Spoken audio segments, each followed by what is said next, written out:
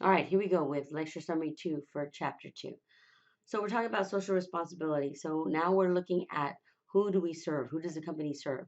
It serves its shareholders. And then Friedman, of course, goes ahead and says that it's not just about the shareholders, but it's about everybody because he refers to the steel industry where this in the steel industry, they were just wanting to, um, make money for themselves and for the stockholders. But one of the things that Friedman put out was saying, wait a minute, you can't be polluting the air. You can't be doing all of this because then no one's going to want to live in the community. And you're literally going to have to pay people more money to live there because of the pollution that the company itself is actually creating. So when we're looking at this, we have to make sure that we have a manager that's going to be responsible for the shareholders, but serves them best by being responsible to the larger society, of course, because no shareholder wants to be mixed up with a issue or a problem at all that is unethical. And of course, you're looking at the business value to make sure that it's enhanced and responsible to society needs. For example, Bluebell. And why do I bring up Bluebell? Because one, it's here in Texas. Everybody love the ice cream. When it ended up having listeria, instead of them going out and hiding it, what did they do? They came out and they said, "Hey, look, this happens. This happened. We're going to go ahead and take it off the shelf. Not just this one. We're just going to take it off the shelf. We're going to clean everything up. We're going to make sure that it's okay, right?" So they didn't lose any of their demand on that kind of ice cream because they were ethical, they were honest. They said, hey, we had a problem, we're going to fix it, and then your Bluebell is going to be back. To the point that once um, Bluebell was back, I remember seeing it on Facebook where a friend of mine said, hey, it's in San Antonio. So people were driving up to San Antonio just to get the ice cream. I'm like, seriously? But again, they actually not just had a self-interest to themselves, but they actually looked at society at large, not just its shareholders.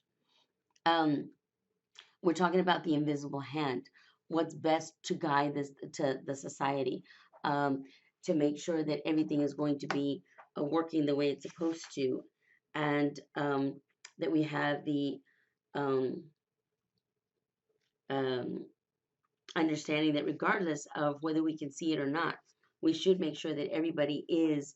Um, I think it was Adam Smith that talked about the invisible hand, where we're looking at how to best guide ourselves so that we see somebody guiding us, but it's going to be all ethical um, for the greater good. And then, of course, the School of Social Responsibility, um, where the manager should serve the larger society, become involved in all kinds of um, social issues, maybe not political. That's my point of view only. And of course, encourage everybody else to be involved. The importance of ethics, of course, is that they firms have unwritten codes um, uh, to make sure that things are good for them and for their contributors, like Dow Jones. Um, the executive feels that an ethical behavior strengthens the firm's advantage, and also the not the advantage, but also when it comes down to nitty gritty, it's profit shares as well.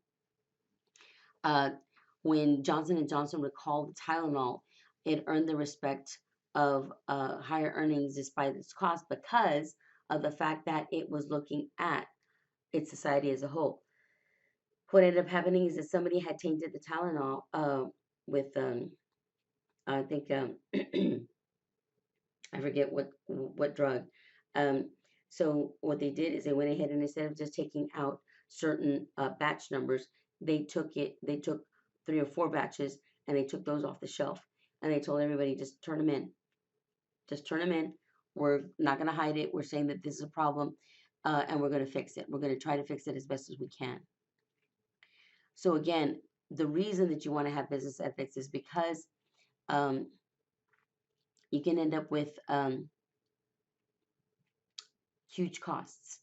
Nestle, when we had the infant formula that was not good, um, that we had problems with it, um, they didn't have good choices. This was back in the 1970s because of its um, the public as being exploitive and unethical, marketing of infant formula, and then third world nations, where there was a lack of um, sanitation, refrigeration, and education that led to serious health problems in infants that were given the formula.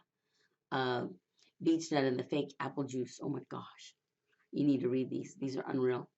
The engine switch cases for General Motors, the Malibu design, and the litigation that came with it.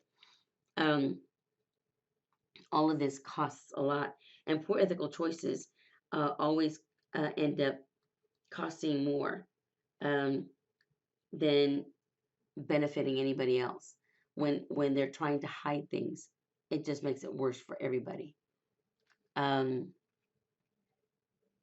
the keys to long-term survival, of course, are to make sure that um, you're going to make sure that you don't have any unethical choices, because what's going to end up happening is that you will have then um, a long time to go ahead and try to recoup your costs based on a horrible ethical decision.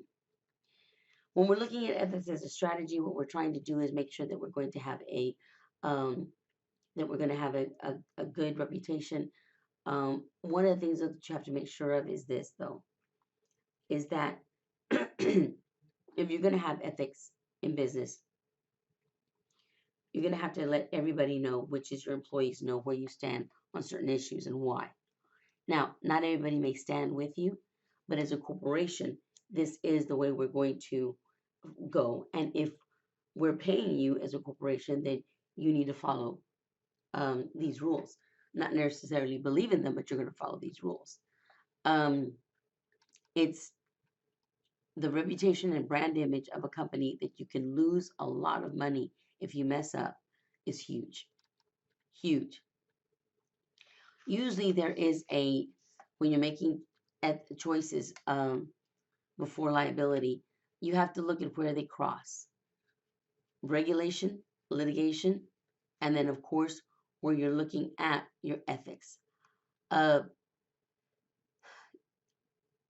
you need to make sure that you're going to be on the side of making sure that you are compliant and that you are looking at ethics as well.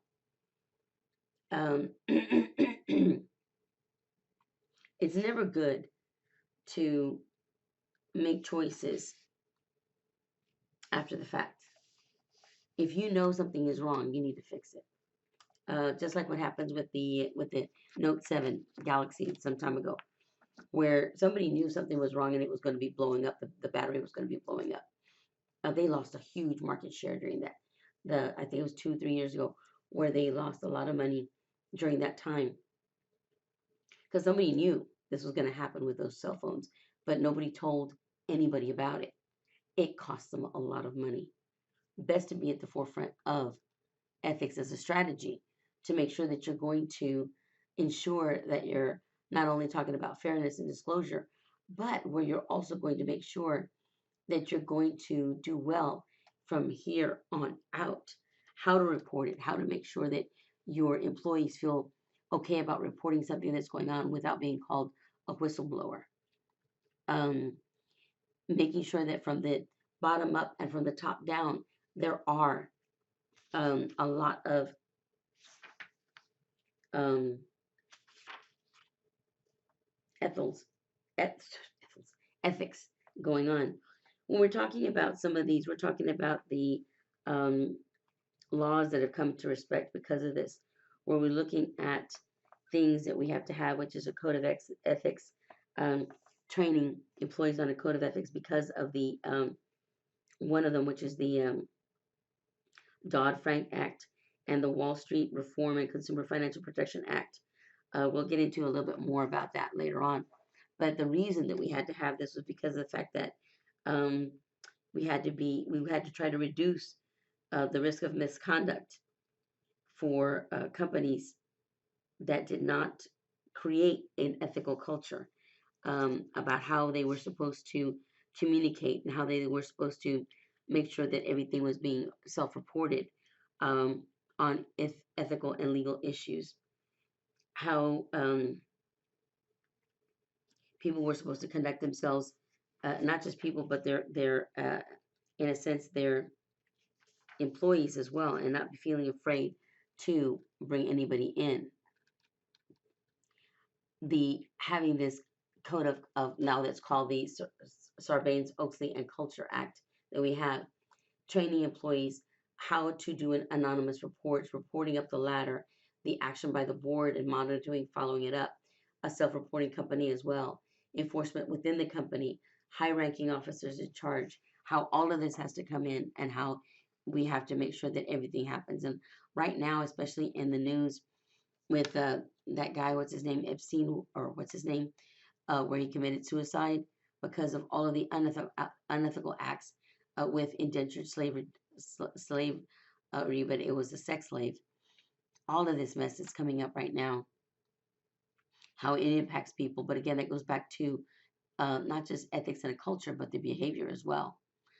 Making sure that you've got your codes of ethics, that you're training, your policies have to report it, and then you have your leadership by example. No one is exempt from ethics. Developing that stance, making sure that everybody's going to abide by it, the tolerance of that behavior, and the intolerance of that behavior. What is going to be the punishment of it? Um, if your ethics stance on the embezzling employee, did she understand that embezzlement was wrong? Really? If you don't know by now that embezzlement is wrong, where have you been living? Or what country? Why did she take the money? Was she under duress? Did she need it? And how long was she embezzling? Oh my gosh. And then, of course, leading to termination. Relativism is, and absolutism is, okay, they're gone. They're just not going to do this anymore. We're not going to allow this. So we have to watch out for the dangers of an unethical environment. The intense competition, of course, always tries to bring this up. Managers making poor judgments because of this, avoiding the either or conundrum. We either do this or we do that. Having to look into making those ethical decisions and take the time to be a little bit more in, um, take more time to it. And again, look at disparity in time devoted to ethics discussion and making sure that you're looking deeply into it, as we were saying, as a corporation. We have to learn the signals about competition and the survival when a business is threatened. Again, managers are the ones that make poor judgments. So do corporate executives as well. It's not just at the lower level, it's everywhere. How are we doing these things and how are we responding to the demands of the higher ups? And in um, international business, OMG, talk about the cultures and the standards varying, um, bribes, payments, problems, um, trying to get through regulations when you're trying to go ahead and buy things or trade with the international countries. So again, you have to do the same thing. What are you going to look at? How are you going to look at this? And I like some of these creating ethical cultures where you're looking at how would you want to be treated, which is the categorical imperative by Kant. Are you comfortable with the world and your standards, the Christian principle, the golden rule? Um, and ye would do that, and as ye would do that men should do to you, you do also them likewise. Luke 6:31. Thou shalt love thy neighbor as thyself. Confucius says, what you do not want done to yourself, do not unto others. And then Aristotle, we should behave to our friends as we should wish our friends would behave to us.